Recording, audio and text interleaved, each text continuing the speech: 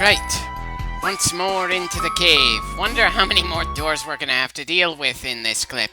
I'm certainly hoping we're going to be done with this dungeon, but I somehow doubt we're gonna get to keep the crystal when we gain it from the depths of this place. We've gone through far too many ass-pull losses to Golbez to not see it coming this time.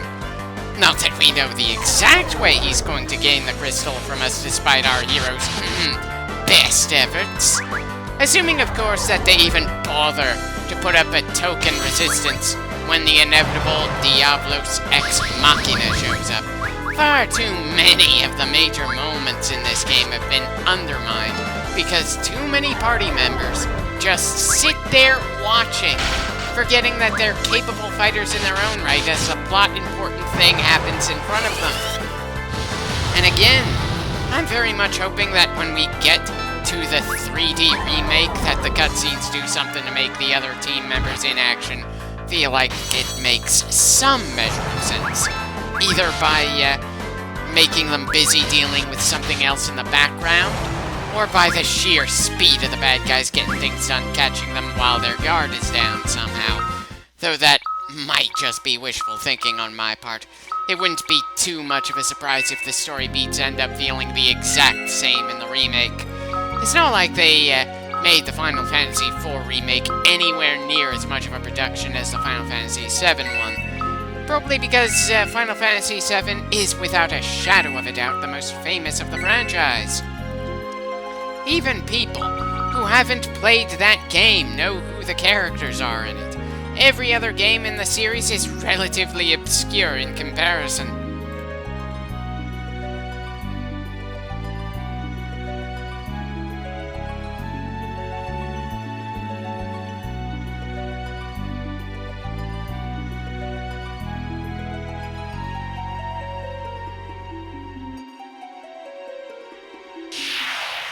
Okay, why did I even go to that corner when we've already grabbed that box?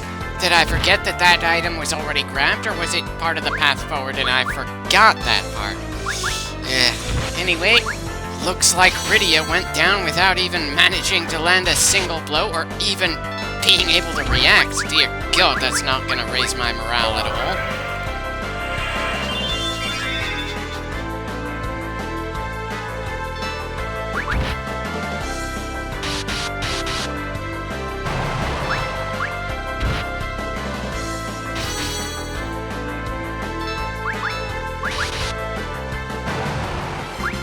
Definitely is annoying just how much damage we can take in a single random encounter.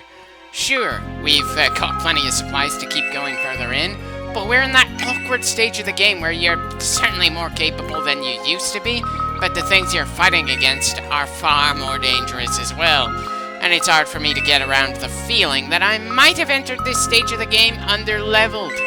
It's probably more a case of me not being as tactical and lucky as I probably should be this far in, rather than our team being weak.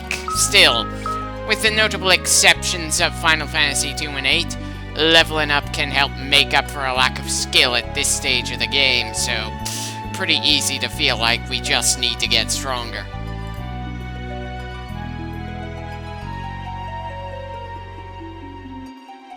Kinda funny that I just stopped in my tracks the moment I saw the next unopened door. We might keep winning that fight, but there's just enough about it to make it unpleasant enough that I'm a little slow to want to go through the next one. Unfortunately, it's not like there are too many other options. Either break our shoulders against every door, or try to get to the boss without bothering to deal with every fight in the dungeon, potentially leaving us less prepared than we should be.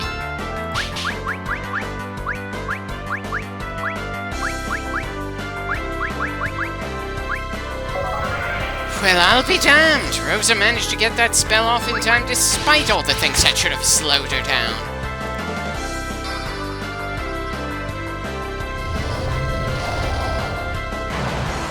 And Reflect is the perfect counter for that attack, which makes all future fights against the doors absolutely trivial, to the point that part of me feels a bit bad that we're not going to see if the doors are going to summon a dragon or a Shimra each time, since they're gonna disintegrate too fast to see if that's gonna happen. By the way, why is it the one-hit kill attack is called Ninth Dimension? I probably should have asked that back in the previous clip, but I was too busy being annoyed that we were constantly getting knocked out to think about the odd name of the instant kill attack. I don't believe it has any kind of religious connotations or anything mythical, and while there is some science-related thing that talks about a ninth dimension that is beyond our ability to perceive, this is a fantasy game. We are talking swords and magic. Why are we throwing in an obscure bit of science into a game that has had little, if any, sci-fi elements other than just a cool-sounding name for an attack, and potentially us going to the moon later on?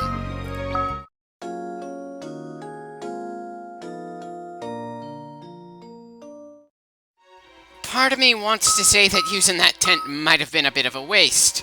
It's not like we've made all that much progress in this dungeon compared to how things were last time we were in it. Still, there's no real harm in topping off our health since we have the chance, and it's not like we have all that many moments where we use tents anyway. Because, as usual, there is no in-game sign of how large the dungeon is. That save point could have been the halfway point, it could have been the 3/4 point, it could have been the 1/4 point. We just won't know how large the dungeon is until we're through with it. And by then, I'm sure I'm gonna forget I asked the question, since I'm sure the story is gonna do something to really draw in my attention. Considering the writing so far, probably something annoying to me, but I wouldn't mind being pleasantly surprised.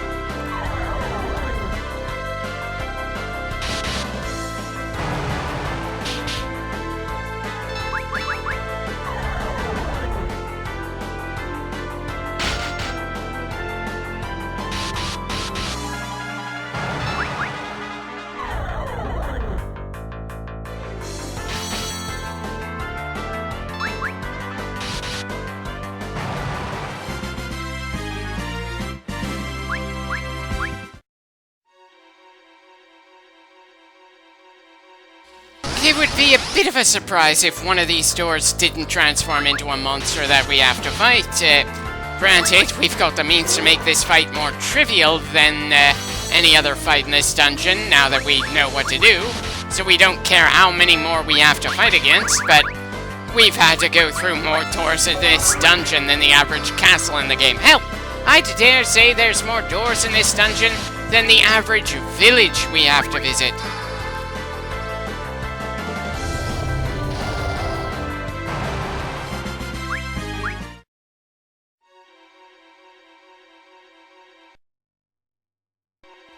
Okay, not sure what caused the short hiccup for the emulator there. It isn't exactly a graphically demanding game.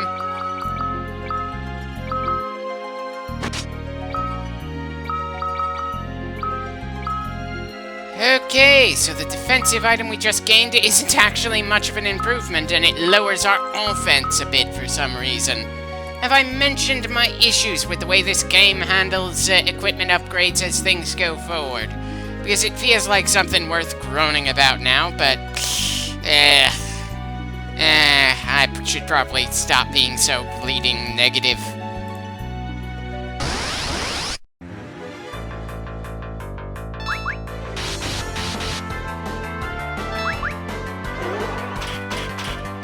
Well, seems the doors are getting sick of Rose's shit. Not that it matters that much, since she's a lot quicker on the draw than I thought she would be.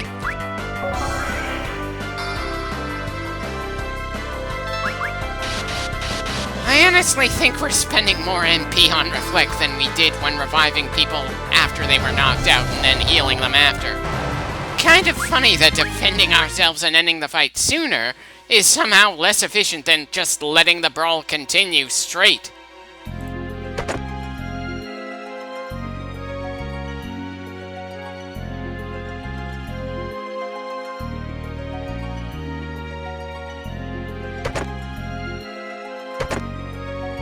Really feels like a lot of the rooms in this place are just pretty damn small. I know I mentioned the fact that the Underworld has less in it than the Overworld, and that's a pretty big sign that the game just doesn't have the space to make several major locations. But still, I'm really hoping that the future dungeons aren't going to be as small or have such obnoxious design to them to save space, but then it's not like we know if we're at the halfway point or less for the game as a whole in terms of the story. The game has already pulled the rug out from under us by having us go from failing to save 4 crystals to suddenly there are actually 8, and we're failing to protect the extra ones as well. And the game has hinted that we're going to end up on the moon at some point.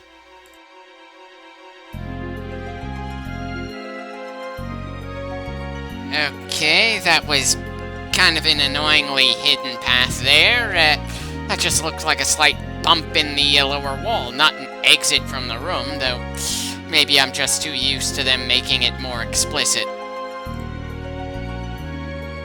Okay, north or south?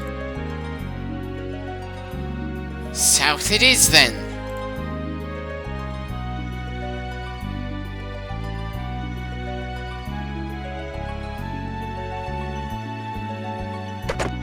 Huh, bit of an odd name for an item. Nobody among the cast has bells as a weapon, so I have absolutely no clue what a silent bell could be used for. Hold on, going to quick check online.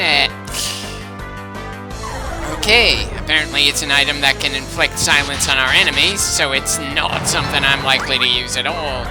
As a side note, that was certainly a long period between random encounters. I was starting to think that this part of the dungeon just didn't have any at all.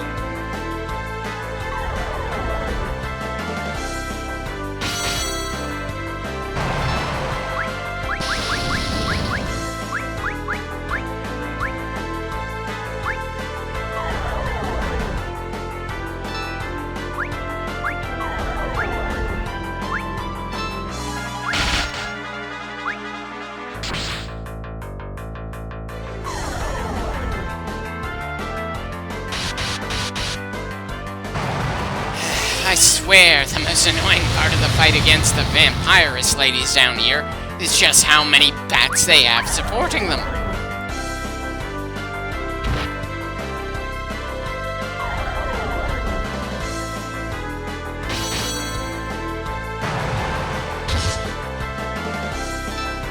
Good God, even a jump from Cain doesn't do much damage to the bats.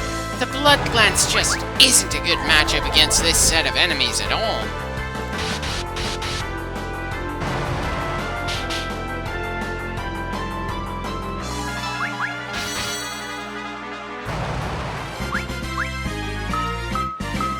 Well, at least we gained a potion from that, not to mention the money and experience points, so it wasn't quite a waste of time.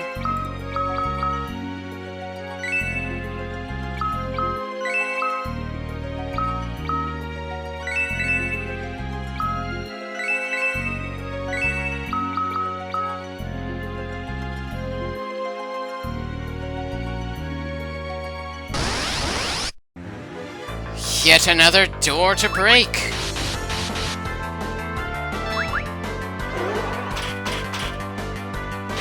Right. Cain is getting the evil eye this time. Possibly because he's doing so little damage it's downright impossible to take him seriously at the moment. And they're just going, really? Why are you, here at the adults table?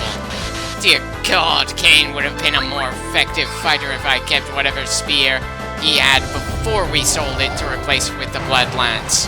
Or at least it feels that way, maybe I'm wrong.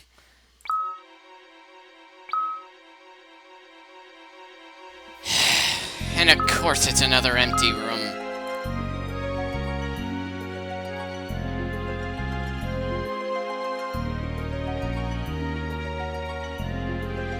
Well, that certainly felt like a trick. Seriously, that looks like another dead end in a dungeon full of dead ends. Is this dungeon just full of cheap tricks meant to wear the player down for the sake of wearing us down? Because this is just not fun to explore. It's not as torturous as the magnetic cave, but still.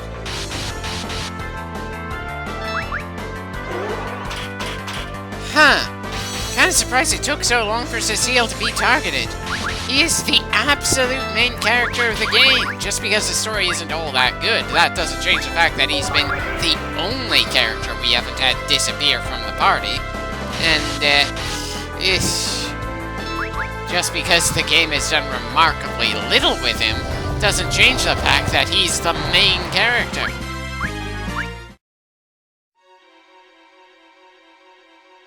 Well, this isn't an empty room, that's nice to see, but does it lead to anything important?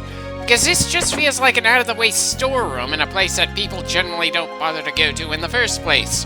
Seriously, this is a hidden cave in a lava-filled underground cavern that's full of doors that will try to eat you alive. Who the hell put a bunch of random crates in there to make things a bit more annoying to reach the treasure chests that are already pretty tough to find in this hellish environment? And, okay, we have another save point within the same dungeon. I suppose they were generous with those for whatever that's worth, but it doesn't make up for the sheer number of doors we had to fight through to get to each of the save points, or how many empty rooms we had to force our ways into, because we didn't know they'd be empty until we broke in there.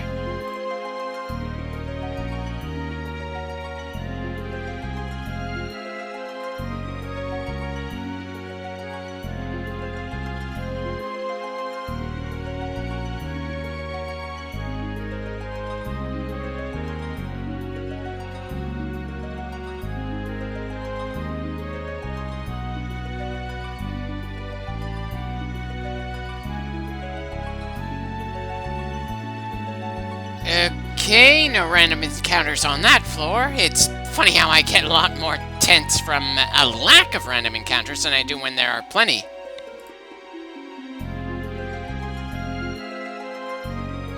And yeah, there's another door. Will there be a boss fight after it, or are all the doors the closest thing to a boss fight we're gonna get in this pretty annoying, but oddly not all that memorable dungeon?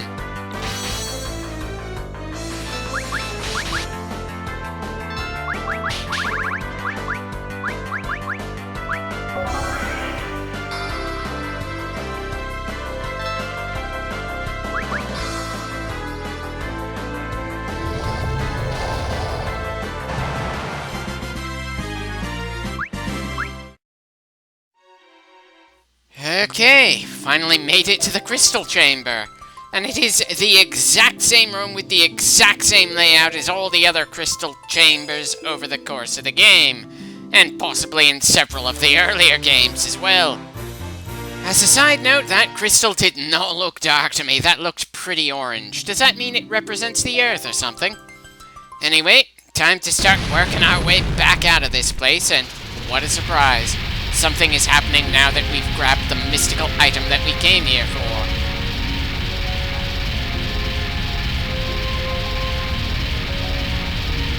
Edge, I think you were the only one who thought this would be a smooth exit.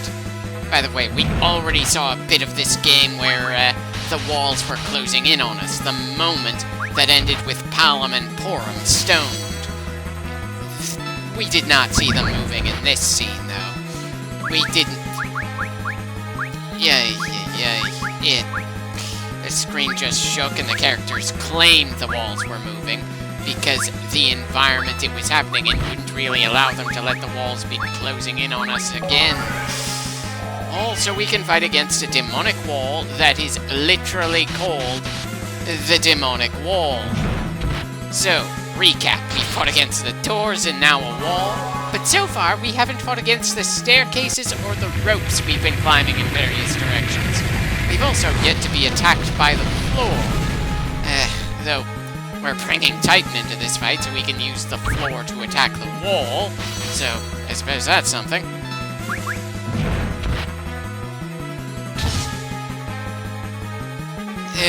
For God's sakes, Cain, why does it feel like you aren't even trying?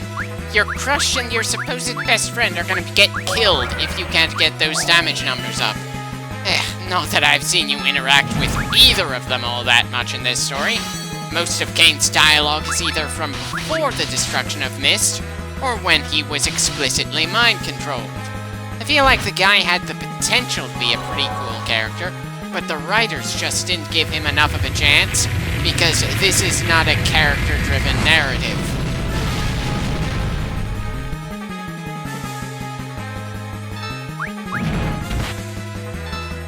I'm pretty sure that when that wall gets close enough, we're all dead regardless of how much health we have left. I also kind of wish that the hostile wall and doors thing felt more like a genuine gimmick in this location that they built the entire place around somehow or another. Sure, they are unique to this dungeon, so I suppose in that sense they're a gimmick. We will never see them anywhere else in this game, but they don't really fit any kind of theme for this dungeon. It feels like they were just thrown into this one cave, simply for the sake of giving this place some unique-looking enemies. Speaking of themes, I can't help feeling a bit annoyed by the background music for this fight. This isn't even an actual battle theme. It's just a quick, dramatic jingle that's set on a loop that's gone on for far too long considering how short it is. Just how much closer does that wall have to get before we're screwed? Just how much more punishment can it take? Either way, I feel like we've earned the right to move on, or at least get something explicit telling us how far we are from victory or defeat.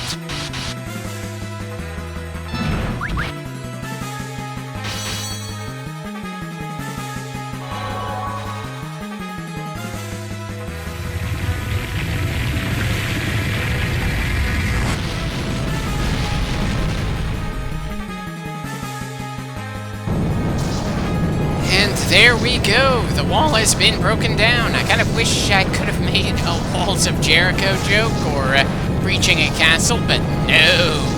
The doors and the demonic wall did not really fit into the environment they were used against us here. Ah, well, at least that dramatic jingle has finally stopped. It definitely wasn't designed to be repeated for that long. Now to continue leaving the dungeon. Place your bets. Will we make it back to the Dwarven Castle with the crystal? There's still plenty of time for Golbez to be able to steal it out of nowhere out of spite.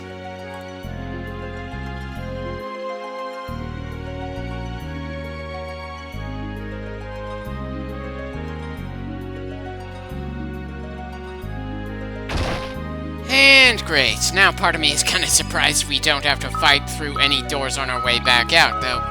I suppose I am kind of pleased by that, since, again, there were too many door fights in this dungeon. The only ones left down here are the normal kind that don't try to bite you for touching them at all.